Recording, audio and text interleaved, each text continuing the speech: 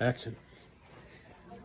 Hello, my name is Jackie Geringer McDermott, and we're recording live from the English Valleys History Center in North English, Iowa on December 7th, 2024. This diary or journal was written by my great aunt, Mary Elizabeth Claypool Wade, who was known as Libbie Wade.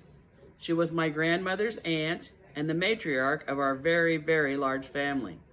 Libbie lived a half a block east of Main Street in a little house on Oak Street in North English, Iowa, until the end of her life in 1959. I don't remember her, but she knew me as a baby. Downtown North English was also the center of my life as I grew up. I would like to introduce you, page by page, to the cast of characters from North English, Iowa, and the surrounding English Valleys area. Here is a picture of Libbie Wade, taken in 1949, 3 years after this diary was written. This is her with her great-granddaughter, Barbara Ann Wade.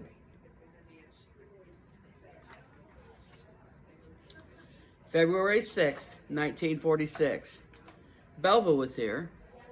The temperature dropped from 65 degrees to 19 degrees in less than 18 hours. Snow, high wind. Belva Wade Yoss was her granddaughter, the daughter of Wayne and Jenny Wade. February 7th, 1946. Rather cold, strong wind last night. Fair today. F.E.B. Miles was here, and also Mrs. Newberry and Hattie and Mrs. Bursler. Washed and ironed kitchen curtains. Doris Reese and children were here in the p.m. Warren brought Roy Wallace home. F.E.B. Miles was a widow who lived in town. I found an obituary on her, which I didn't know her, of course, because she'd passed long ago. She was from Newcastle, Pennsylvania. She'd been a teacher in her younger years and was married to Robert G. Miles, who was a surgeon and physician. After his death, she came to North English to care for her aunt, Anna Leslie, until Anna's death in 1947, and then she remained in North English for the rest of her life.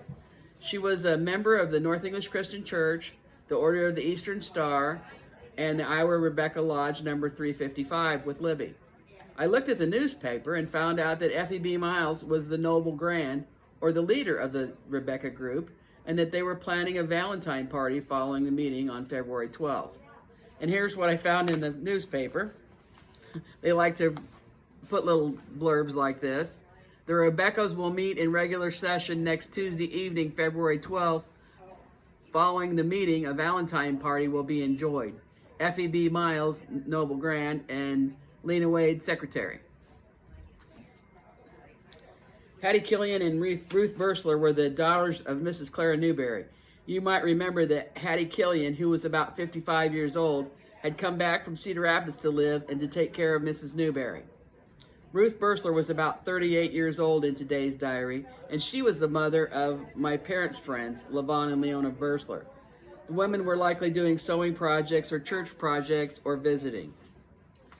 Doris Reese was my social studies teacher in 5th grade. I always really liked her.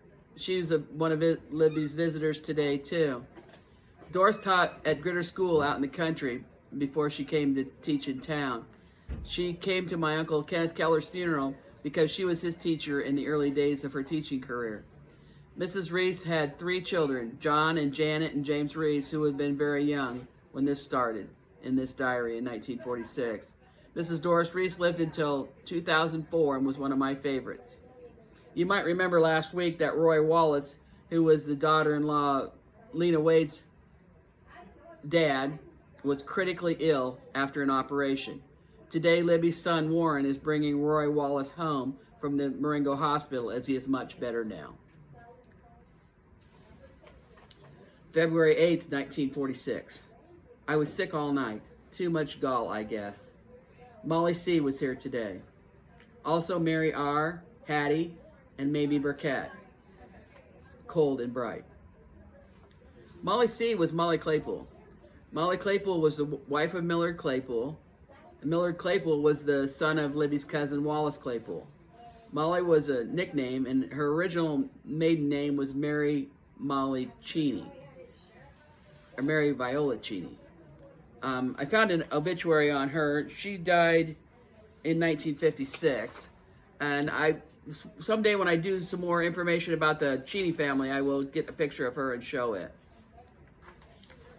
Mary R. was Mary Regseger, the neighborhood egg lady, and Libbie's friend.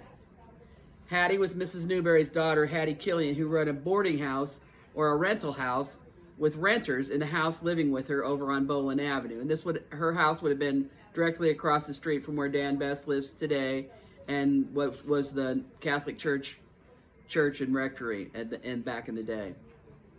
Mamie Burkett, who most likely lived with Hattie or in another similar house nearby, was a farm girl who had come to town to live from Green Valley area east of town.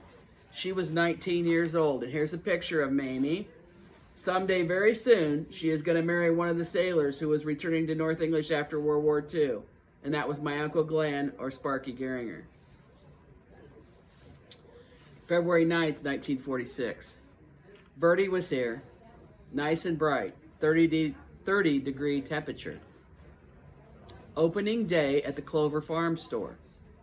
Mary R., Maud, Hattie, and Mamie B. were here during the day. Mrs. William Bigley died today. I heard that Betty Shaw has a baby girl, 5 pounds plus, born February 5th. Clover Farm store was operated by the Martins, and they were at least 2 other grocery stores at that time. I found an ad about the Clover Farm store. The thing that I noticed the most about the ad was that the vegetables were like 9 cents for lettuce and 12 cents for celery. The Clover Farm store was just north of the Fair Store in the doctor's office building on the 1st floor, with Dr. Miller, the doctor, and Dr. Schulenthal, the dentist, up on the upper floor. Next year, Eldon and Opal Bertram will purchase the Clover Farm store and then build a new building in the next block north. That new Bertram grocery store is now the English Valley History Center. Very soon in an upcoming program, we will give a complete history of this building. All this information came from the newspaper and from the North English 150 yearbook. Vertie McKinstry was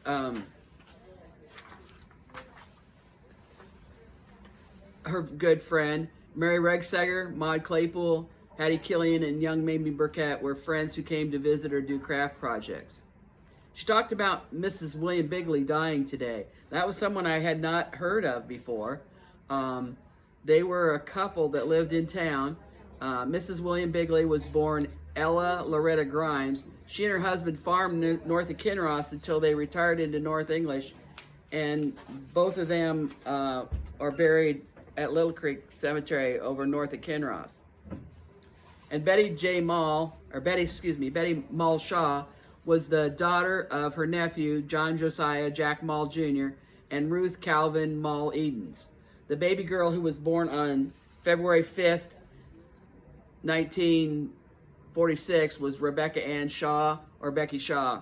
And here's the picture of her niece, Betty Mall Shaw. February 10th, 1946. Ray Claypool's 49th birthday. Oscar Carter died the day Ray was born. Lena was up today.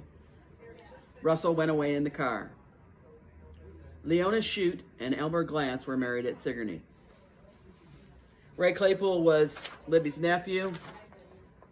I don't remember him, but I remember his wife, Maud. Ray was the son of her brother, Verner, or Vernie Claypool.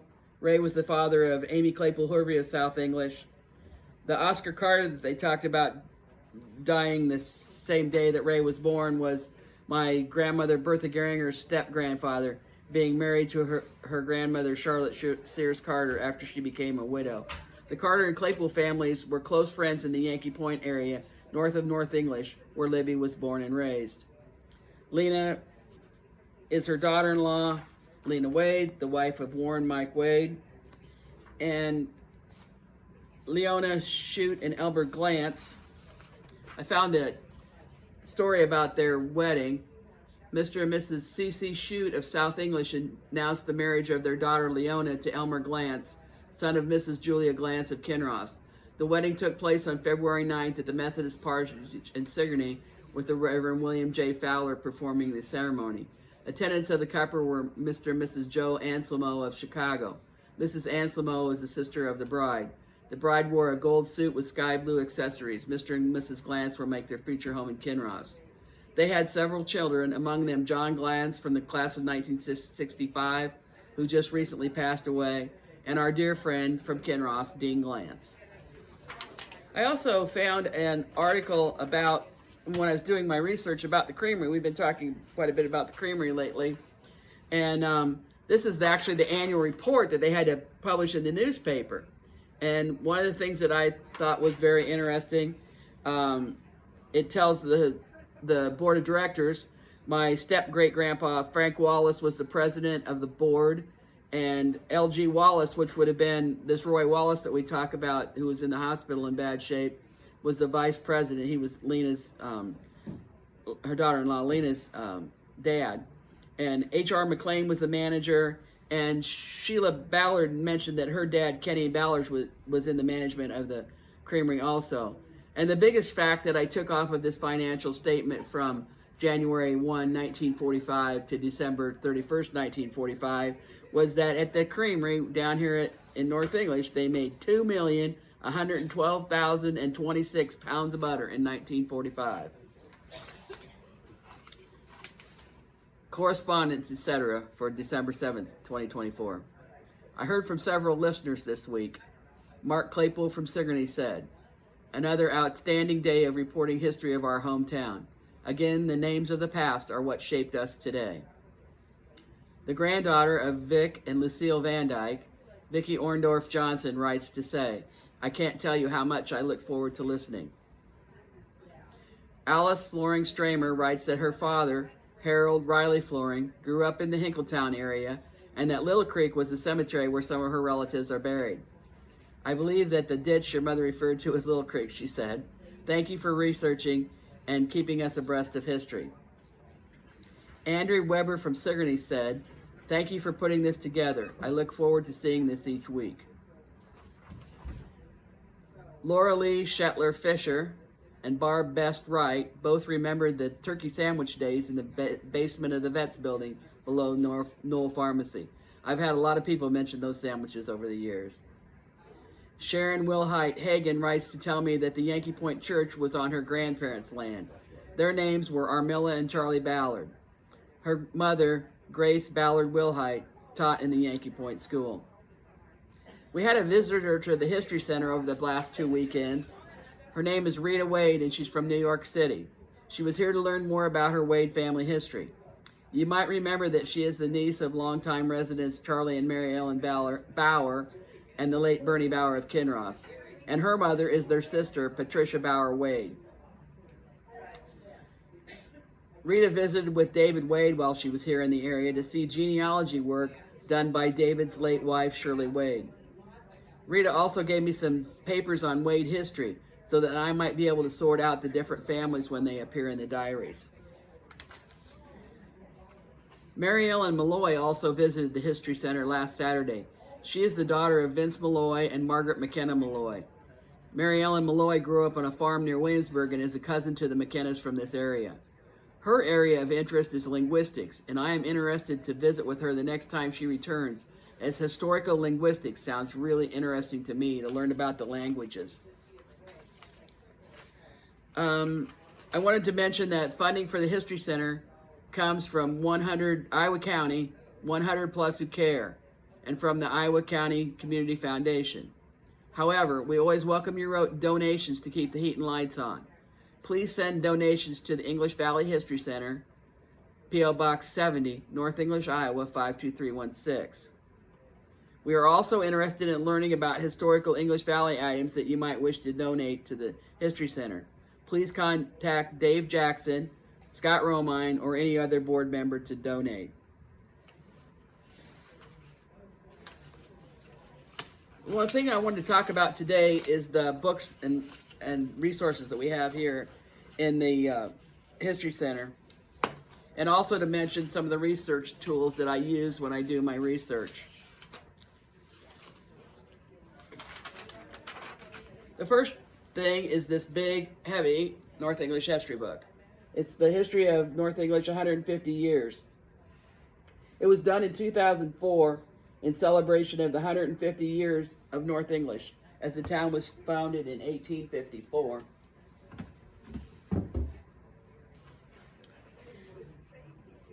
There is a history of most of the current businesses and businesses that have long since closed. There are also family histories written and submitted by each family. Scott Romine was the principal author with help from others. There's also a section about the cemetery, and in the front is the history of the founding of the town. Prior to that, in 1954, a book was created for the centennial of North English called the North English Centennial Memories. There are pictures from the time of the centennial celebration on August 6th, 7th, and 8th, 1954, and histories of the businesses. Carl Hogendorn was the driving force behind this book. There is also a bicentennial record. This was done in 1976 and has article about the histories of the different businesses. One of the ones I've used just recently is the Serviceman's Record Book. This is a great resource to find pictures of the veterans. There was a copy of this in the North English Library for years, and it shows all these service pictures, which are just great to have.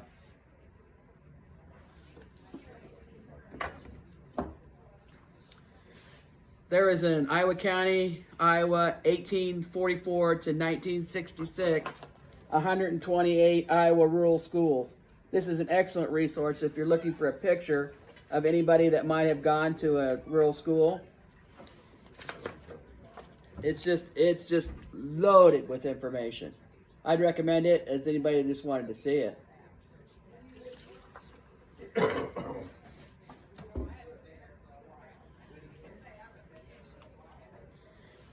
Everyone in EV is the senior portraits from 1957 to 2020 from English Valley High School. Scott Romine had a big part in gathering this book.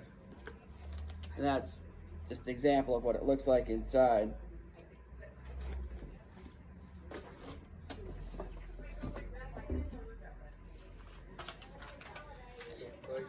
There are histories of area churches such as the Pleasant Grove Grace of the Brethren Church. There's also one here on the Sacred Heart Church and Family at Kinross. This one's a really good one.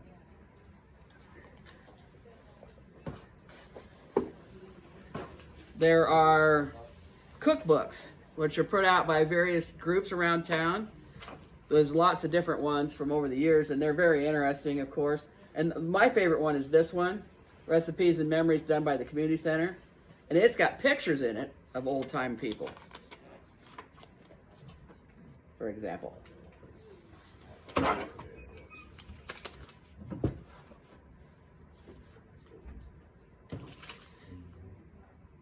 There are also books by local authors, such as this one by Ron Van Berkom. It's Ron's writings for the EV Star, and he tells lots and lots of history in this.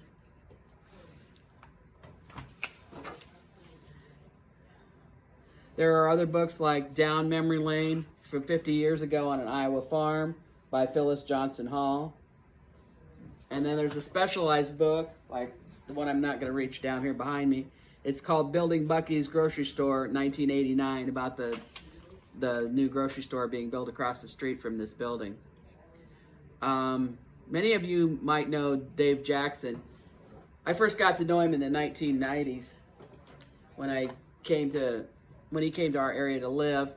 He was the driving force behind the creation of the English Valley's History Center.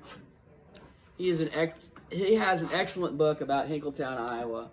It is just full of great information. Hinkletown was north and east, mostly east of North English, and this is a really great resource.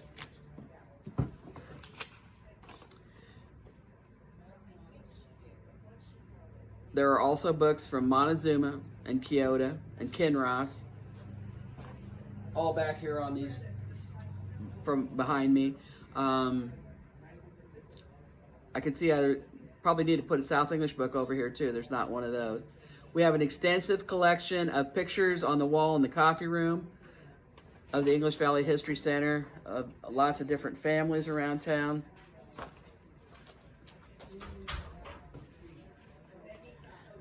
There are maps and atlases. For my research, I also use digitized copies of the North English Record and other Iowa County newspapers. This resource is available from the North English Library for patrons to use. When I was younger, I spent days looking at those newspapers on microfilm at the North English Library. They are all now digitized. I also use Ancestry.com to look at census records and to search for pictures and other submitted materials from other researchers. Family Search is a free genealogical database that other people use. There used to be some books with clipped obituaries here, and I found them. These are from Iva Herdliska, and they're just full of stuff from mostly the 50s and 60s. And if you're looking for anybody at all, they're in these books.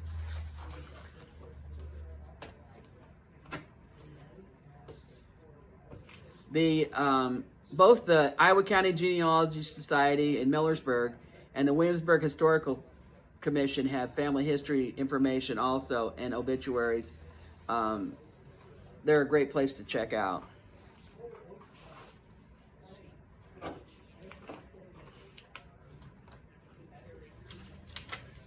This week's holiday gift is for Vicki Orndorff Johnson, the granddaughter of Vic and Lucille Van Dyke, one of my faithful listeners.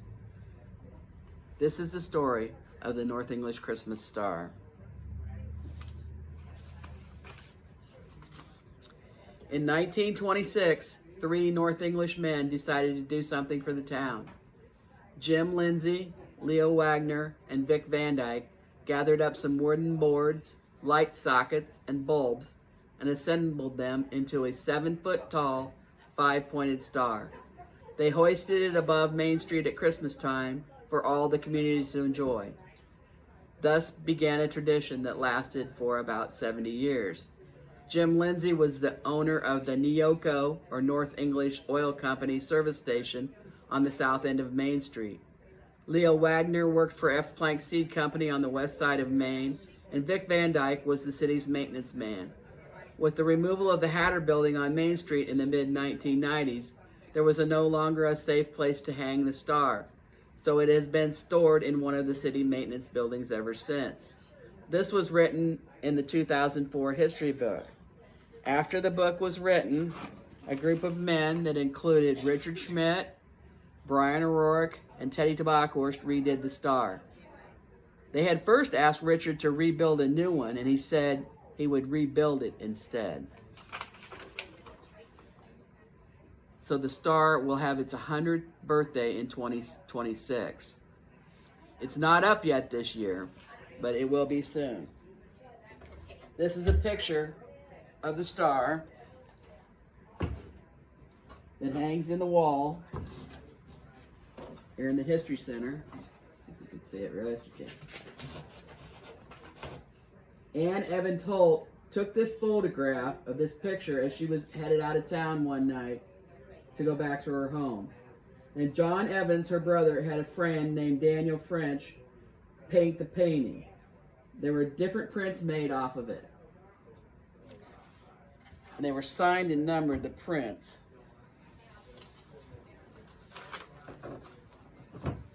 And I had 2 of them. I had one that belonged to my parents and one that belonged to me. And Vicki would be happy to know that I gave the one to Jim and Kendra Van Dyke, and so it's in the Van Dyke family for people to see for years to come. This concludes my broadcast for today, and we would like to thank everyone for your support of the English Valley's History Center. We'll see you next week.